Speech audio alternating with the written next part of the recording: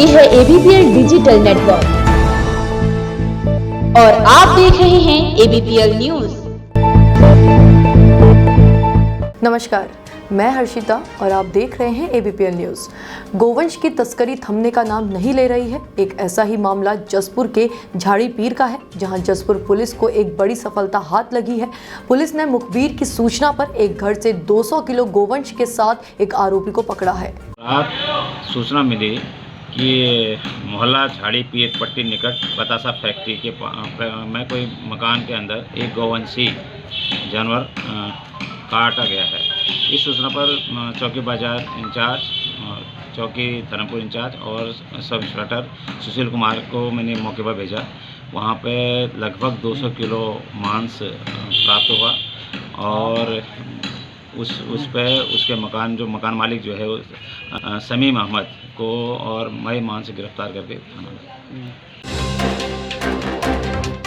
सितारगंज में NHM समिति व आउटसोर्स के अंतर्गत सामुदायिक स्वास्थ्य केंद्र में कार्य कर रहे कर्मियों ने अपनी 2 सूत्रीय मांगों को लेकर चिकित्सा अधीक्षक राजेश कुमार को ज्ञापन सौंपा और सामुदायिक स्वास्थ्य केंद्र के सामने धरना भी दिया। साथ ही 3 दिवसीय कार्य बहिष्कार करते हुए हड़ताल पर चले गए हैं। ये हमारा 3 दिन का कार्य बहिष्कार जो है 7, 8, 9 का रहेगा। इसमें हमारी जो मुख्य मांगे 2 हैं। नंबर 1, हरियाणा राज्य की तर्ज पर, जैसे हरियाणा राज्य में जो हमारे NHM जो एम्प्लॉई हैं उनको जो वेतन मिल रहा है, वो वेतन हमारे जो विसंगति है यहाँ पे हरियाणा के प्रखंड की, उसकी हमारी एक मांग है कि जैसे हरियाणा राज्य में मिल रहा है वेतन वैसे हमें मिले। नंबर 2 ये है कि जो आउटसोर्सिंग एजेंसीज जो यहाँ पे हायर कर रही हैं, जो मैन पावर सप्लाई कर रही हैं, उनको आउटसोर्सिंग हटा के जो जिला स्वास्थ्य सेवा समिति उसके अंडर में समाहित किया जाए। हमारे जो राष्ट्रीय स्वास्थ्य मिशन के कर्मचारी प्रदेश व्यापी हड़ताल में है, उसी क्रम में हमारे सामुदायिक स्वास्थ्य केंद्र सितारगंज के NHM कर्मी और आउटसोर्सिंग कर्मचारी ये दोनों हड़ताल पे हैं। इनकी मुख्यतः मांग ये है कि हरियाणा प्रदेश की तर्ज पर ही इनको ग्रेड वेतनमान दिया जाए। साथ ही जो आउटसोर्सिंग के कर्मचारी हैं उनको NHM में समायोजित किया जाए। तो मूलतः इनकी 2 मांगें हैं और दोनों ही मांगों का निराकरण वो स्थानीय स्तर पे नहीं हो सकता। इस संबंध में जो हमारी सरकारें हैं, हमारे उच्च अधिकारी हैं और हमारे शासन हैं, उनको इस विषय पर निर्णय लेना है। इनकी जो प्रथम चरण की हड़ताल है वो 7 तारीख से 9 तारीख तक चलेगी। आगे जो भी निर्णय होगा वो उच्च अधिकारियों के स्तर से ही बता पाना संभव होगा।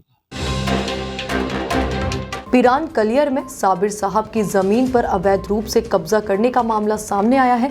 कुछ लोगों ने आरोप लगाते हुए कहा कि जमीन का मामला नैनीताल हाई कोर्ट में लंबित है। इसके बावजूद भी प्रशासनिक अधिकारियों को गुमराह करके जमीन पर कब्जा करने का प्रयास कर रहे हैं। कई बार प्रशासन पहले भी कई बार प्रयास कर चुका है इस जमीन पर कब्जा हस्तांतरण का, परंतु आज तक कामयाब नहीं हुआ, ना आज कामयाब होगा इंशाल्लाह, क्योंकि उच्च न्यायालय के स्पष्ट आदेश हैं कि इस जमीन के संबंध में कोई भी मामला किसी भी न्यायालय में विचाराधीन हो तो उस पर कब्जा हस्तांतरण न किया जाए। वही आदेश किया 1279 WPMS में। उसी को उस टाइम की तत्कालीन ज्वाइंट मजिस्ट्रेट अपूर्वा पांडे ने संजीव कौशल जो जिला शासकीय अधिवक्ता को उन्हें भेजा और कहा कि उच्च न्यायालय के इस आदेश को परिभाषित करें। 1279 में पारित उस आदेश को जिला शासकीय अधिवक्ता ने परिभाषित करते हुए स्पष्ट लिखा कि इस जमीन के संबंध में यदि कोई भी मामला किसी भी न्यायालय में विचाराधीन हो तो कब्जा हस्तांतरण न कराया जाए। लेकिन मुझे नहीं पता तहसीलदार साहब का क्या व्यक्तिगत लाभ है, क्यों वे इस जमीन पर कब्जा कराना चाह रहे हैं और बार बार प्रयास करते हैं, जबकि इस जमीन के संबंध में 3 मामले आज भी विचाराधीन है। एक मामला माननीय वक्फ ट्रिब्यूनल में विचाराधीन है, उसके अलावा एक मामला DDC हरिद्वार के यहाँ विचाराधीन है, उसके अलावा एक मामला माननीय उच्च न्यायालय में 3324 WPMS सत्तार बनाम उत्तराखंड राज्य विचाराधीन है। सितारगंज में कथावाचक व समाज सेवी रामचंद्र रॉय के नेतृत्व में तहसीलदार के माध्यम से बंगाली समाज के लोगों ने प्रधानमंत्री को एक ज्ञापन सौंपा, जिसमें उन्होंने बंगाल भाषा को जनपद उधम सिंह नगर के प्रत्येक विद्यालय में लागू करने की मांग की है। देखिए, आदरणीय प्रधानमंत्री महोदय जी को आज हमने ज्ञापन दिए हैं तहसीलदार के माध्यम से। उत्तराखंड में निवास कर रहे जो हमारे बंगाली समुदाय के लोग हैं, जिसके जनपद उधम सिंह नगर में लगभग 80% लोग तहसील किच्छा, गदरपुर और सितारगंज में निवास कर रहे हैं। हम लोग ये चाहते हैं कि जो हमारे बंगाली समुदाय के 80% लोग यहाँ पर रह रहे हैं, उनके बालक बालिकाओं को प्रारंभिक स्तर पर कक्षा 1 से लेकर 8 तक अनिवार्य शिक्षा के रूप में बांग्ला भाषा को प्रत्येक स्कूल में लागू कराया जाए।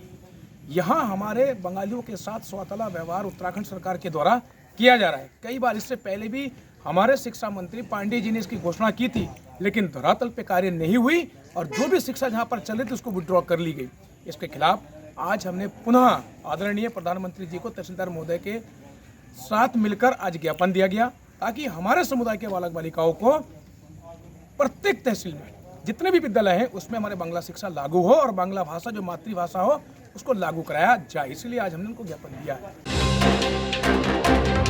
किच्चा विधानसभा में वार्ड नंबर 7 के सभासद शोभित शर्मा के द्वारा इंदिरा गांधी खेल मैदान के सौंदर्यीकरण को लेकर एक ज्ञापन पूर्व जिला अधिकारी रंजना राजगुरु को सौंपा गया था, जिस पर गंभीरता से संज्ञान लेते हुए जिला प्रशासन द्वारा मैदान का मौका मुआयना करते हुए 21,44,000 रुपये जारी कर दिए गए हैं। जिसके बाद युवाओं एवं खेल प्रेमियों ने सभासद शोभित शर्मा को फूल माला पहनाकर उनका आभार व्यक्त किया है।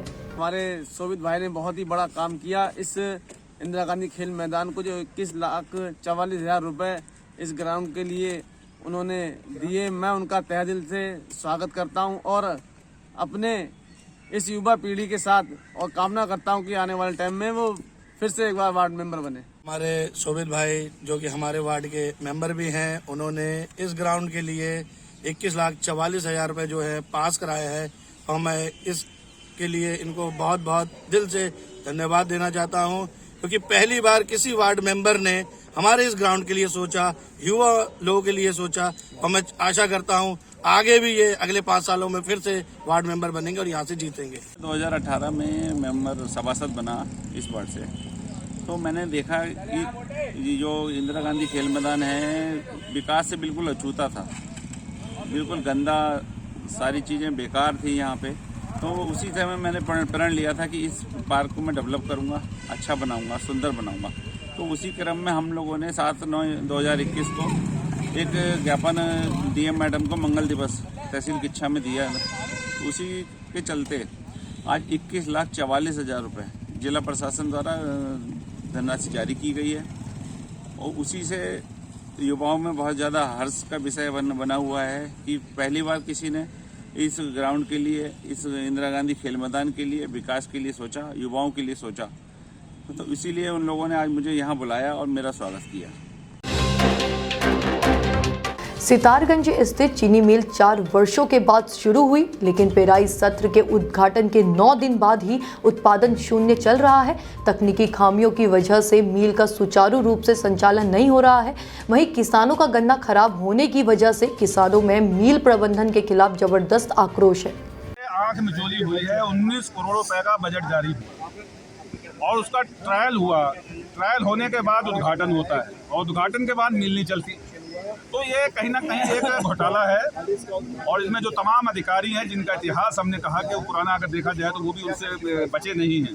तो एक पूरे बजट को कैसे ट्रायल करके गन्ना चालू करके कैसे पूरे को उसे लिपापोती हो रही है, मिल नहीं चल रही। आज किसानों ने गन्ना काट के अपने खेत में रखा है, पर्ची गई है, 4 दिन से गन्ना कटा पड़ा है, सूख रहा है और गन्ना कहाँ लेके जाए कहीं जवाब नहीं है जीएम साहब के पास। और कह रहे हैं कि कोशिश कर रहा हूँ, कोशिश में आज जो है 12 दिन हो गए। तो अब सवाल ये है कि किसान गन्ना लेके कहाँ जाए। गन्ने के सेंटर में पर्ची रखे थे, तो आज जाके पता चला कि कल से मेरी पर्ची आई। आज और कई लोग 3-4 दिन से वहाँ खड़े है कि आपको भी इस बात की जानकारी है कि ये 4 वर्ष से बंद थी और पूजन के बाद पेराई का कार्य शुरू किया गया था। गन्ना इकट्ठा होने के बाद मिल का पेराई कार्य शुरू करने के बाद जो भी रोड पे दिक्कतें आई उनको दूर करते जा रहे हैं। 3 नंबर बॉयलर की एक ट्यूब लीक कर गई थी, उसका कार्य पूरा करने के बाद फिर से ये पेराई कार्य शुरू किया जा रहा है। बगास की कमी हो गई थी, जो ईंधन प्रयोग होता है बॉयलर में, तो बंदियों के कारण वो ख़त्म हो गया था और ईंधन की भी व्यवस्था हो रही है और मिलों से बगास यहाँ आ रही है। और हम लोगों ने अपनी उसको देखते हुए पुनः संचालन शुरू किया। यहाँ तक एग्जैक्ट क्वांटिटी नहीं पता है, लेकिन हमारे ख्याल से 15,000 कुंटल गन्ने की पेराई भी हो गई है। बाजपुर के सामुदायिक स्वास्थ्य केंद्र में राष्ट्रीय स्वास्थ्य मिशन से जुड़े संविदा कर्मचारियों ने 2 सूत्रीय मांगों को लेकर 3 दिवसीय कार्य बहिष्कार शुरू कर दिया है। इस दौरान एनएचएम के संविदा कर्मचारियों ने मांग पूरी न होने पर उग्र आंदोलन की चेतावनी दी है। उत्तराखंड राष्ट्रीय स्वास्थ्य मिशन प्रदेश कार्यकारिणी के आह्वान पर हम आज प्रथम चरण हमारा 7 दिसंबर से 9 दिसंबर तक हमारी 2 सूत्रीय मांगों को लेकर है। पहली मांग हमारी हरियाणा तर्ज पर ग्रेड पे लागू किया जाए और दूसरा जो आउटसोर्स के कर्मचारी हैं उनको एनएचएम में समायोजित किया जाए और आउटसोर्स से होने वाली प्रक्रिया को बंद किया जाए, डायरेक्ट एनएचएम में किया जाए उनको समायोजित। अगर हमारी मांगें सरकार 10 तारीख तक पूरी नहीं करती है तो उसके बाद हम समस्त एनएचएम कर्मी अनिश्चितकालीन हड़ताल पर जाने के लिए बाध्य होंगे। इसकी संपूर्ण जिम्मेदारी शासन और प्रशासन की होगी। क्योंकि कोविड की तीसरी लहर शुरू हो चुकी है, ओमिक्रॉन हमारे देश में दस्तक दे चुका है। हमारे स्वास्थ्य विभाग के एनएचएम कर्मी जो हैं वो अपनी कुछ मांगों को लेके आज हड़ताल पे हैं, लेकिन हमारे मिशन डायरेक्टर ने भी उनको निर्देशित किया गया है कि अगर वो हड़ताल पे रहेंगे तो नो वर्क नो पे होगा उनका।